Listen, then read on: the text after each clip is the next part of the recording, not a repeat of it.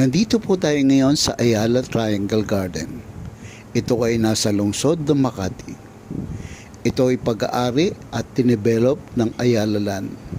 Bagamat ito ay pag-aaring pribado, ito ay binuksan ng Ayala Land para sa madla o publiko.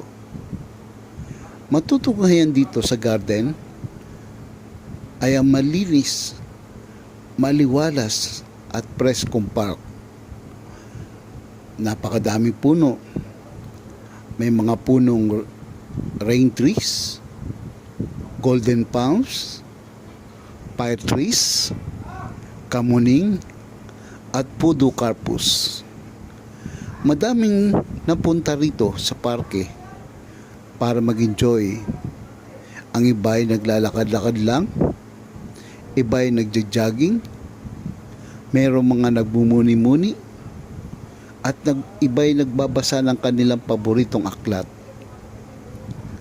Ginagawa rin itong tagpuan ng mga magkakaibigan. May mga nagpupunta rito sa parking ito ay gusto lang magpalipas ng oras kasama ng kalikasan. Mayroong mga restaurant rin dito sa parke pag ikaw ay nagutom, at napakadaming mga pagkain na pagpipilian. Ayon sa akin nakausap, maraming mga events ang ginagawa rito sa parking ito. Meron taunan ginagawa ay ang light and sound na ginagawa tuwing buwan ng Nobyembre hanggang sa January ng kasunod na taon. Dito ay matutunghayan ang nagaganda at iba-ibang kulay ng mga ilaw.